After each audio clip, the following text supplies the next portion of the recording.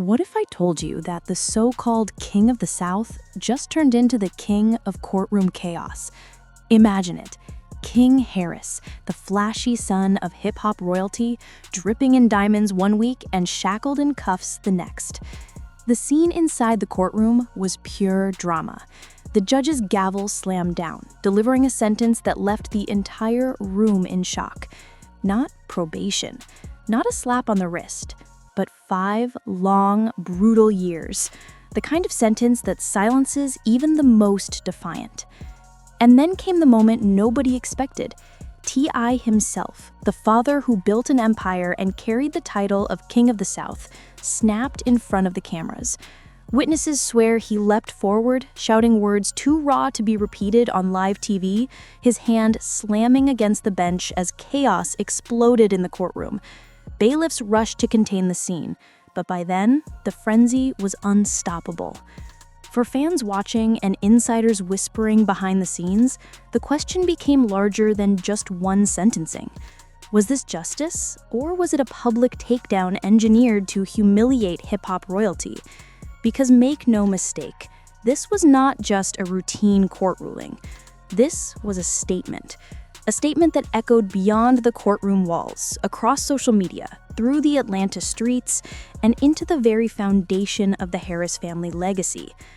Outside the courthouse, fans screamed betrayal, holding signs and chanting in disbelief. Twitter lit up with hashtags, each one trending faster than the last. Some cried foul play, some mocked, and others claimed they saw it coming. Meanwhile, insiders whispered about backroom deals, about prosecutors with hidden agendas, about vendettas aimed not just at King Harris, but at the Harris name itself. For them, this wasn't just about a young man's recklessness. It was about dismantling an empire piece by piece. But to really understand how we got here, how one dramatic day in court could send shockwaves across the culture, you have to rewind the tape.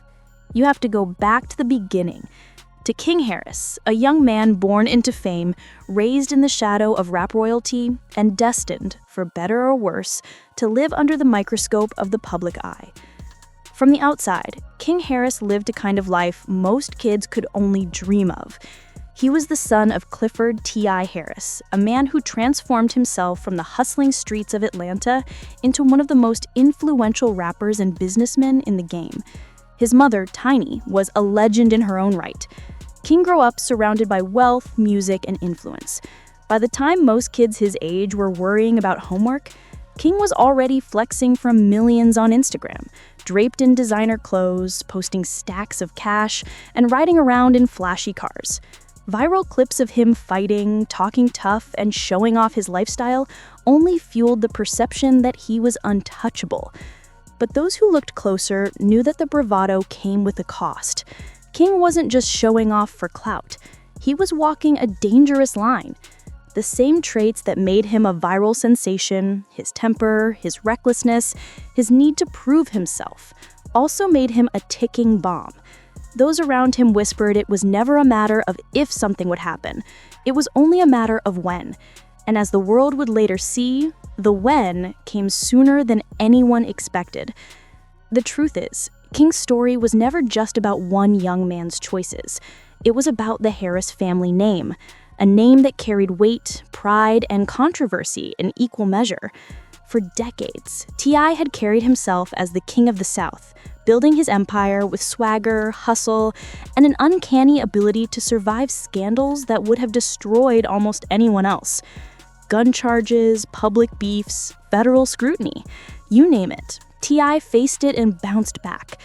But this time, survival wasn't just about him. This time, it was his son in the crosshairs. And when the child of a king is targeted, the stakes rise tenfold. Insiders say prosecutors had been circling King Harris for months, maybe longer.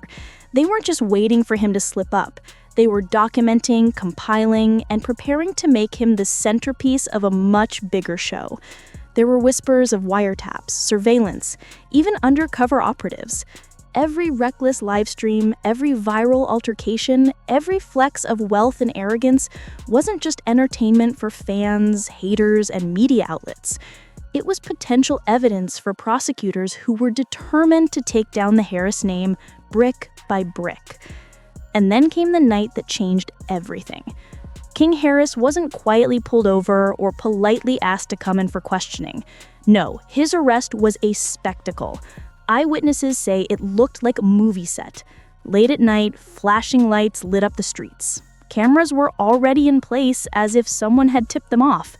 Police swarmed his car with precision, surrounding it from all sides. King, true to form, shouted out who his father was, insisting he was untouchable. Untouchable because of his name, his status, his bloodline. But the officers? They smirked. They'd been waiting for this moment, and it showed. What exactly triggered the arrest? Officially, it was framed as a simple violation, but insiders insist it was more. There were whispers about money trails, underground parties, connections to people far bigger than King Harris himself.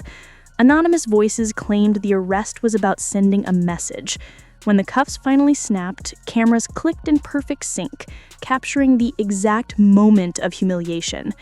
For many, it felt less like justice and more like theater, an orchestrated takedown staged to break down one of hip-hop's most famous families. From that moment forward, the trial became a public circus. Every appearance King made in court was a trending moment, dissected in real time by fans, haters, and media outlets. Outside the courthouse, crowds gathered with signs, some chanting "Free King," while others mocked him with cruel nicknames, taunting the fall of someone who once seemed untouchable. TMZ reporters filled the hallways, cameras ready to catch T.I walking beside his son, hoping to capture a stumble, a tear, a crack in the armor of a family that prided itself on resilience. But the circus didn't stop at the courthouse steps. Online, the whispers turned into roars. Leaked documents began surfacing. Unverified, blurry screenshots passed around social media, claiming prosecutors had been building a case against the Harris family for years. These so-called leaks hinted at financial discrepancies, suspicious business ties, and names that stretched far beyond just King Harris. Fans didn't care if the documents were real or not. In today's world, perception often overweighs facts, and perception was quickly turning against the Harris family. And then came the moment that sealed the narrative, the sentencing. The judge's words cut through the courtroom like a knife. 5 years. The silence that followed was deafening, the kind of silence that feels heavy, like all the air has been sucked out of the room. Witnesses say T.I froze, his hand gripping the bench as if trying to hold on to something solid while his world collapsed. His son, his bloodline, his heir, condemned for half a decade behind bars. For King, the arrogance drained from his face in an instant. The smirk, the bravado, the cockiness, it vanished. In place stood a young man facing the reality of his choices. But for T.I, the collapse wasn't just emotional. It was symbolic. The empire he built, the dynasty he worked to protect, the legacy he declared as untouchable, all shattered in one gavel slam.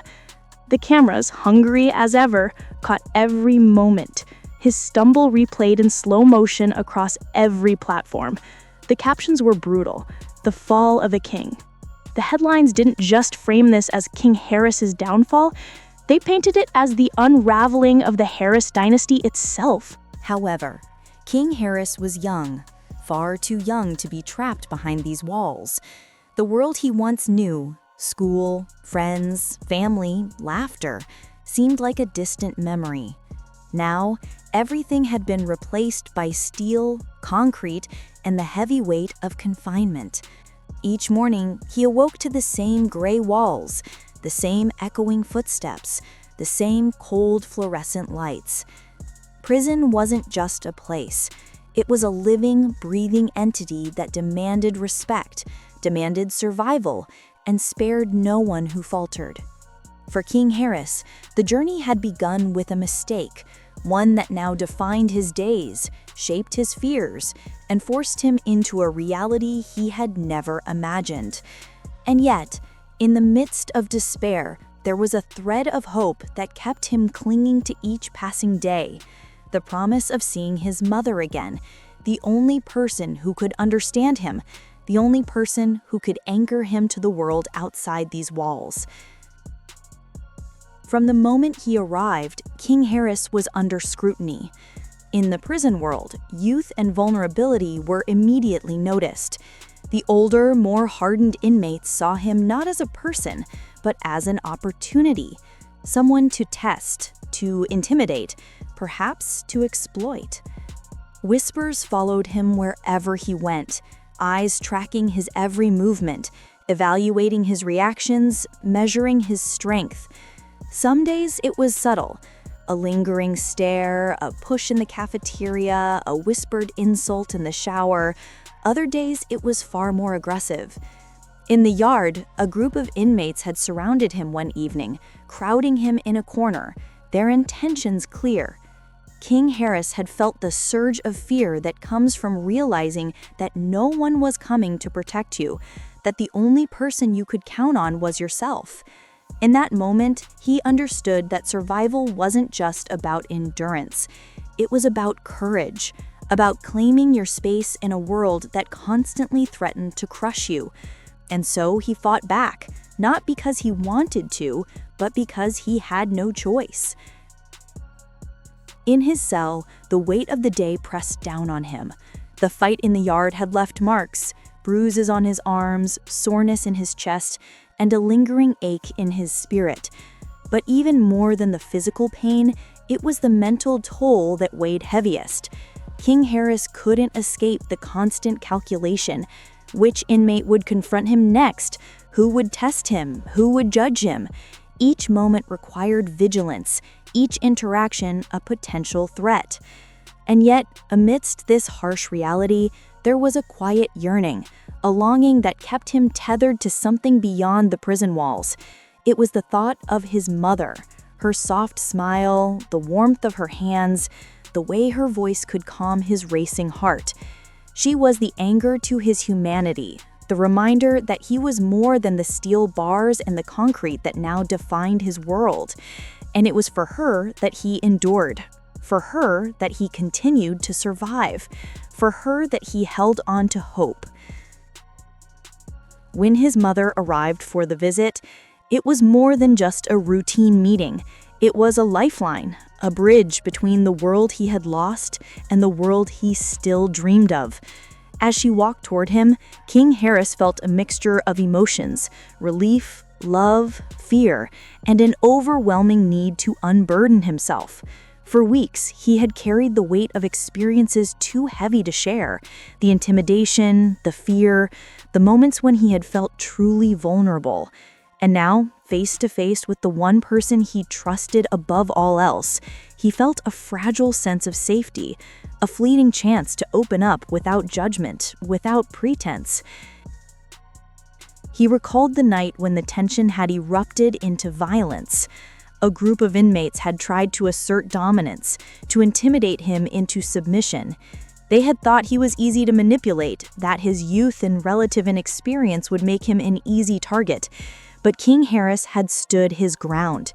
He had fought not out of anger, but out of necessity.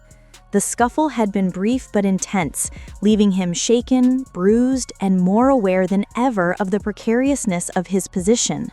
It was a brutal reminder that in this environment, strength wasn't just measured in muscle or intimidation, but in the courage to protect oneself while retaining a sense of humanity. As he shared his fears with his mother, the tension that had gripped him for weeks began to loosen, if only slightly. She listened without interruption, absorbing every word, every detail, every unspoken plea for comfort. Her heart ached at the knowledge of what he had endured, yet her presence brought a sense of grounding that no prison could take away. In her eyes, he saw hope, resilience, and an unwavering belief that he could endure even the harshest trials. In that room, the walls seemed less confining, the air felt less suffocating, and for a moment, he could breathe without the constant fear of the world pressing down on him. Prison life is not measured solely by the hours spent behind bars, nor by the physical confines that restrict movement. It is measured by the resilience of the human spirit, by the small victories of hope, connection, and survival. For King Harris, each day was a testament to endurance, a battle fought not only with his fists, but with his heart. The visit with his mother was a reminder that no matter how isolating the world may seem, love and human connection can pierce even the darkest of places. It was a reminder that even in the harshest conditions, the spirit cannot be fully broken, and that hope, fragile, delicate, and yet unyielding, can carry one through even the most unforgiving circumstances. And that's when the conversation shifted. It was no longer just about King Harris and his mistakes. It became a larger debate about whether this was simply the cost of reckless choices, or whether it was the first move in a calculated game designed to dismantle hip-hop royalty from the inside out. The Harris family, once seen as untouchable, was suddenly vulnerable. Fans wondered aloud if the dynasty could ever recover, or if this was the beginning of the end. In living rooms, barbershops, and online forums, the same questions kept coming up. Did the system finally catch up to them? Or was the system waiting all along, eager to take down a family that had defied it for too long? And so here we are. A courtroom outburst, a 5-year sentence, a family name dragged through the mud, and a culture left to wonder if Atlanta's rap dynasty can survive the storm. Was King Harris's downfall simply a young man paying the price for arrogance and poor choices? Or was it the opening shot in a much bigger battle? A battle against a legacy, a family, and a name that dared to call itself royalty. One thing is certain, the echoes of that gavel slam will be heard for years to come. And Atlanta may never be the same again.